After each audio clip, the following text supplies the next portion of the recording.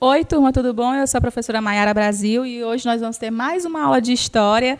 E aí, gente, como é que vocês estão? Eu estou com saudade de vocês. E hoje é o nosso último assunto sobre pré-história. Isso quer dizer que nas próximas aulas nós vamos estar falando sobre as primeiras civilizações, a Mesopotâmia, o Egito, a Fenícia, enfim.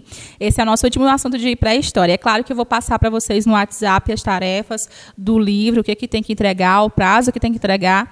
Então, vamos para o último assunto da unidade, né? Então, nós vamos falar hoje sobre alguns povos que existiram também na pré-história e que são poucos conhecidos, e às vezes não são tão falados assim, né? Não são tão famosos como os hominídeos que foram encontrados na África, ou como os fósseis que foram encontrados, como a Luzia aqui no Brasil, mas não deixam de ser tão relevantes, não deixam de ser relevantes, são relevantes para a nossa história.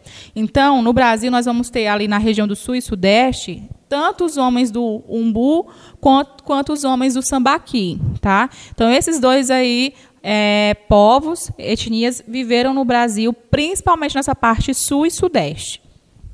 Então, os primeiros aqui são do Umbu, ou seja, dos homens do Umbu. Esses homens fabricavam objetos de pedras, anzóis, de ossos. Lembra aqueles ossos que eu tinha mostrado para vocês em sala de aula, alguns ossos com linhas, né, pedras lascadas, polidas, que serviam como faca, como instrumento diário. Então, os homens do Umbu, eles fabricavam diversos objetos, como de pedra, de madeira, de ossos, e também o uso de arco e flecha, já uma tecnologia avançadíssima para a época. Então, você pensa, professora, mas arco e flecha é tão arcaico, é tão antigo, tão...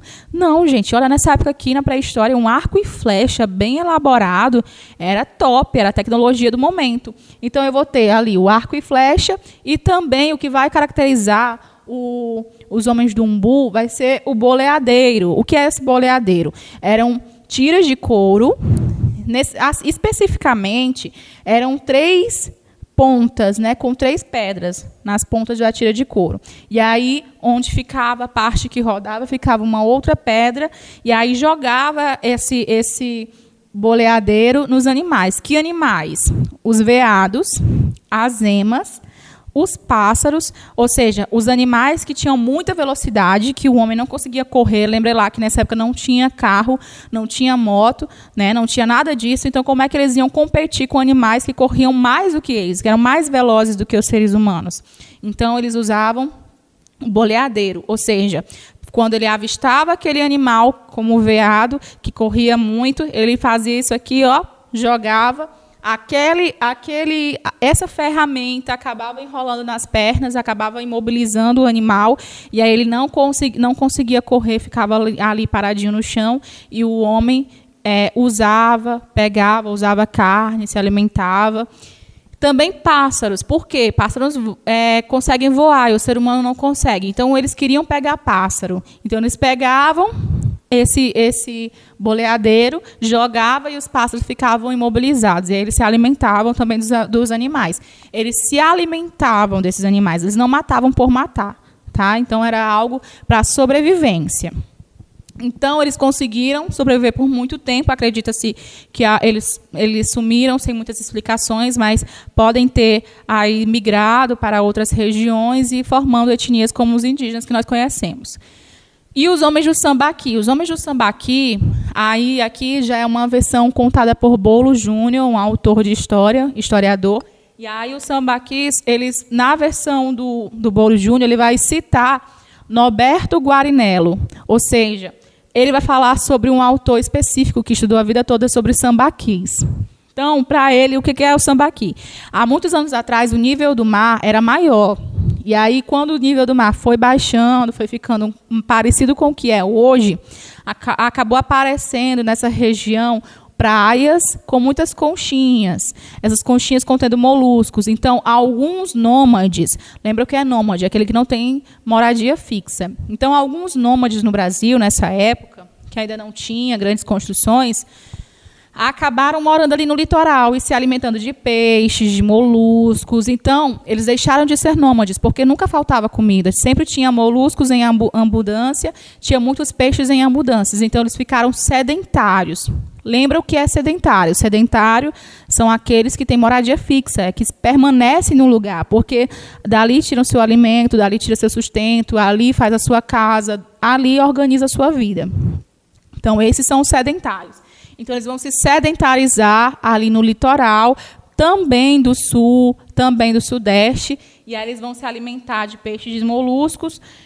Vai escolher algumas regiões mais altas, e nessas regiões mais altas, porque vocês devem saber, quando vocês forem para a praia, se vocês já não foram, a maré ela vive subindo e baixando, dependendo das fases da lua, dependendo também do horário. Quando você vai para a praia às 10 horas da manhã, ou 8 da manhã, a maré ainda está alta. Às vezes começa a baixar um pouquinho, perto de meio-dia, e até às 4 da tarde você consegue banhar na praia. Então, eles faziam isso. Eles procuravam lugares mais altos, e aí, quando eles iam pescar, ou quando eles iam tirar o alimento deles, eles se alimentavam principalmente de moluscos. E aí, o que eles faziam com essas conchinhas? Os moluscos, eles moram dentro das conchinhas. Eles pegavam essas conchas e deixavam jogado ali num lugar mais alto. Como a maré não levava, acabou fazendo uma montanha de concha. E aí eles começaram a usar essas conchas para fazer cabanas, né?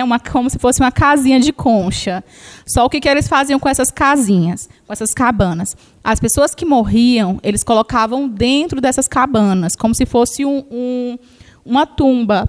E aí eles colocavam essas pessoas, pintavam essas pessoas de vermelho, e aí colocava junto com as pessoas algum objeto, como se fosse um presente. Então, a partir dessa observação que nós fizemos, nós percebemos que os homens da pré-história já acreditavam num céu, claro que não igual ao nosso, mas eles já acreditavam em um outro mundo onde a vida ia continuar. Então, eles colocavam a pessoa que tinha morrido dentro dessas cabanas, pintavam de vermelho e colocavam presentes, porque eles acreditavam que esses eram oferendas, presentes para entrar no outro mundo, que a pessoa ia entrar com aqueles objetos no outro mundo. E aí nós chamamos essas montanhas de conchas de sambaquis. Hoje nós encontramos muitos, historiadores encontraram muitos fósseis de muitas pessoas que foram enterradas desse jeito. E através desses documentos, desses fósseis, que a gente consegue entender um pouquinho o que as pessoas pensavam na época e como as pessoas se organizavam na época. Então, boa parte desses sambaquis foram destruídas. Claro que se você for visitar o sambaqui, você vai ver a presença da indústria. De quê? De cimento e de cal. Que, eu não sei se vocês já viram, tem algum cimento que quando você vai colocar ali o reboco da sua casa, aí tem um pedacinho de conchinha, vocês já viram? Geralmente, para dar aquela parte mais sólida do cimento, eles usam desses sedimentos que é deixado nas praias, as conchinhas que tem na praia. Né? A areia também, que as pessoas gostam de tirar a areia daquela região da praia para poder construir alguma coisa, também é cheio de sedimentos. Então, o que aconteceu? Muitas indústrias, não se preocupando com os patrimônios históricos, eles destruíram muitos sambaquis. E aí, com isso, também para cal também. E com isso, muita parte da nossa história começou a se perder. É claro que é importante de preservar esses objetos históricos. Por quê? Porque esses objetos históricos contam da nossa própria vida, contam da nossa própria história, o porquê que nós estamos aqui no Brasil. Conta a nossa identidade, conta como é que nosso povo se organizou, porque muitas vezes a gente está só voltado para o povo de fora, como se o povo de fora fosse sempre superior ao Brasil. Só que a gente também tem a nossa história, a nossa forma de nos organizar. Então, quer dizer que o Brasil não é inferior a ninguém. Mas a nossa história, muitas vezes, a gente acaba jogando fora, destruindo. E o sambaqui é um exemplo disso. Então, tem diversos fósseis nesses sambaquis. E o que chamou a atenção dos historiadores é de que eles são baixos, são fortes e cabeças volumosas, ou seja, cabeçudinho. Então, isso quer dizer que as pessoas, na pré-história, elas não eram altas. Isso foi ao longo do tempo, as pessoas vão ficando cada vez mais altas. E isso comprova a teoria da evolução que a gente estudou. Por quê? Porque significa que o seu pai e sua mãe, ou seu pai ou sua mãe, são 3 centímetros mais baixos que você. E você é 3 centímetros mais alto do que ele. Os seus filhos também vão ser mais ou menos isso, entre 2 a 3 centímetros mais alto que você. Isso comprova que, com a evolução, nós vamos mudando com o tempo. E aí a cabeça é o contrário, a cabeça, a partir dos anos, vai ficando menor. Onde fica o cérebro vai ficando mais largo, o cérebro vai ficando maior, e essas outras partes do corpo, né, aqui o maxilar, vai ficando menor, o nariz vai ficando menor. E isso é graças a esses objetos, esses fósseis, que a gente consegue perceber a diferença dos hominídeos, dos seres humanos, para os homens de hoje, né? Então, por hoje é só. Eu espero que vocês tenham gostado dessa aula e até a semana que vem.